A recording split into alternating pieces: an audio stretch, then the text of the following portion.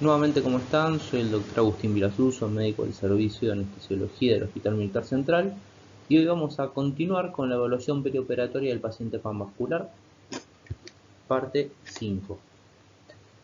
Vamos a hablar del paciente con fibrilación auricular. Recordemos que la fibrilación auricular está clasificada en paroxística, persistente de larga duración y permanente, donde la paroxística termina espontáneamente o con tratamiento dentro de los 7 días de su aparición, la persistente luego de los 7 días hasta el año, la que dura más de un año, que es la persistente de larga duración, y la permanente, que es una situación dada entre una relación médico-paciente en donde hay una decisión conjunta de no seguir una estrategia de control del ritmo. Vamos a hablar de las etiologías de la fibrilación auricular, que puede darse en ausencia de cualquier enfermedad cardíaca estructural, es decir, de forma esporádica. Puede estar asociada a trastornos subyacentes, secundaria a hipertensión arterial, cardiopatía isquémica, valvulopatías, que incluso las valvulopatías pueden estar o no asociadas a cardiopatías reumáticas, insuficiencia cardíaca congestiva, pacientes añosos y también, por ejemplo, relacionado a obesidad, a la diabetes, que incluso está relacionado con las cardiopatías, etc. Y pueden tener desencadenantes agudos potencialmente reversibles, como una cirugía reciente, por ejemplo, en el despertar de una anestesia, y también casos como hipertiroidismo o tirotoxicosis, que tratando la causa de base revierte. En el entorno no quirúrgico es importante el control de la frecuencia, el ritmo y la prevención de embolias. Para esto tenemos un score que se llama CHA2DS2, que va a evaluar insuficiencia cardíaca, signos de mal control de insuficiencia cardíaca, sobre todo sistólica, hipertensión, edad, que en este caso son 2 puntos en este score, diabetes mellitus, antecedentes de ACV, isquemia transitoria, es decir, AIT o tromboembolia, enfermedad vascular, infarto de miocardio, arteriopatía periférica o placa aórtica, la edad y el sexo femenino. Cuando hay más de 2 puntos, consideramos alto riesgo, por lo que hay que anticoagular. Bien, dentro de la evaluación clínica perioperatoria hay que mirar varios aspectos. Sobre todo hay que entender que la FA preexistente se asocia con alto riesgo de eventos cardiovasculares postoperatorios, por ejemplo ACV, muerte cardiovascular, lesión miocárdica, insuficiencia cardíaca, ACV.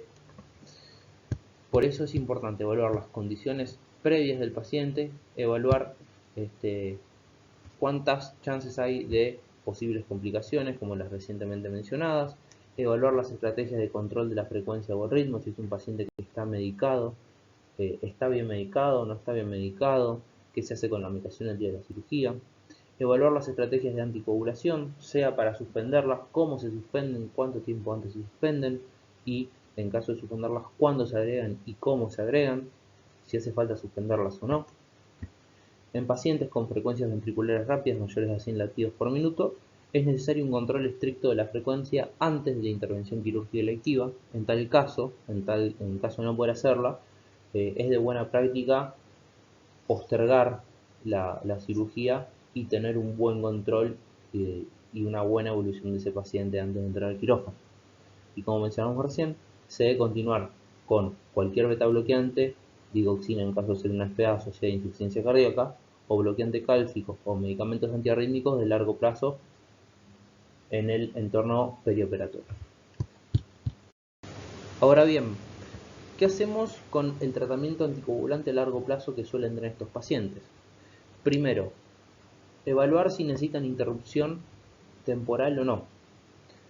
¿Cuándo deben interrumpirse los anticoagulantes orales? Y si requiere un tratamiento puente con heparina de bajo peso molecular, también es una opción de heparina no fraccionada sódico-cálcica. ¿Qué es este tratamiento puente? Refiere a un tratamiento con heparina en donde estos pacientes ya venían tomando otro anticoagulante oral que lo deben suspender, por ejemplo, 5 días previos a la cirugía, y en esos 5 días previos necesitan seguir con un tratamiento anticoagulante por sus factores de riesgo. Entonces ahí se decide pasar a heparina de bajo peso molecular o heparina no fraccionada. Es importante entender que cada fármaco es específico y necesita su tiempo de suspensión porque tiene una farmacocinética distinta, por ejemplo. La mayoría de los pacientes con fibrilación auricular no valvular no requieren un tratamiento puente si su tratamiento anticoagulante se interrumpe temporalmente antes de la cirugía. En caso de los antagonistas de la vitamina K, se deben suspender 5 días antes de la cirugía, y hay casos seleccionados en donde, por ejemplo, el RIN tiene un valor mayor a 3, que podemos pensar en suspenderlo incluso antes de 5 días de la cirugía. Y en caso de que el día de la cirugía tenga un RIN mayor a 1.5, se puede considerar dar vitamina K por vía oral. Los tratamientos con antagonistas de la vitamina K, es recomendado omitir el tratamiento puente en pacientes con CHA2-VASc menor o igual a 4 de score y que no tengan antecedente de ACV, AIT o embolia sistémica. En caso de que sea 7 o más, sí se recomienda el tratamiento puente. En caso del tratamiento puente, la heparina no fraccionada debe suspenderse 4 horas antes de la cirugía y la de bajo peso molecular a dosis terapéutica 24 horas antes y a dosis profiláctica 12 horas antes. Y en caso de los anticoagulantes orales directos, por ejemplo el rivaroxaban, se aconseja suspenderlo 24 horas antes en caso de tener una función renal con un filtrado mayor a 30 mililitros minuto. En caso de tener una función renal un poco más deteriorada, se le agregan 12 horas más. Y si dentro de la cirugía está planificada una anestesia neuroaxial, 3 días antes de suspenderse. Bien, ahora, ¿qué pasa cuando tenemos una FA inesperada en el quirófano? Bien, cuando tenemos una FA inesperada de reciente comienzo, hay que evaluar la estabilidad hemodinámica del paciente. ¿Está estable? ¿Está inestable? Si está estable, hay que evaluar control del ritmo, de la frecuencia y la anticoagulación. Para controlar el ritmo tenemos el método farmacológico, ¿sí? Podemos usar amiodarona, propafenona, flecainida, o la cardioversión eléctrica programada con anticoagulación previa. Para el control de la frecuencia, un beta bloqueante, por ejemplo uno de latencia de acción corta como lo es el esmolol, o un antagonista cálcico como el diltiazem, verapamilo. Y también tenemos que anticoagular. Ahora bien, si tenemos inestabilidad hemodinámica, ¿qué es lo que hay que hacer? Primero, de forma inmediata, cardioversión eléctrica y anticoagulación. Y eventualmente, si está disponible y si es un paciente con historia de FA previa que podemos pensar que tenga trombos en aurícula, hacer un eco transesofágico.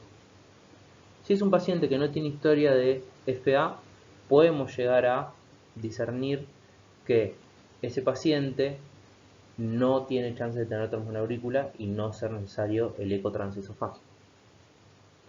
Por lo tanto, las recomendaciones son: ante una FA inesperada, si es posible, se debe suspender la intervención quirúrgica y realizar interconsulta con cardio, siempre y cuando obviamente lo principal sea estabilizar al paciente y después pensar en suspender la cirugía. También que el tratamiento de la FA rápida con grave compromiso hemodinámico es la cardioversión eléctrica, de elección cardioversión eléctrica. De ser necesario y esté disponible, y pensando que es un paciente con historia de FA previa, realizar un eco transesofágico previo a la cardioversión eléctrica, cosa de no cardiovertir y mandar trombo para los vasos del cuello que luego van a ir al sistema nervioso central y no generar un ACV. Y también es importante, como dijimos, siempre iniciar anticoagulación en el momento de la cardioversión y mantenerla por lo menos 4 semanas luego del riesgo tromboembólico secundario a la lesión que pueda tener o al shock que pueda tener, shock eléctrico que pueda tener el miocardio tras la cardioversión eléctrica. Bueno, esto fue un breve enfoque sobre FA. Muchas gracias.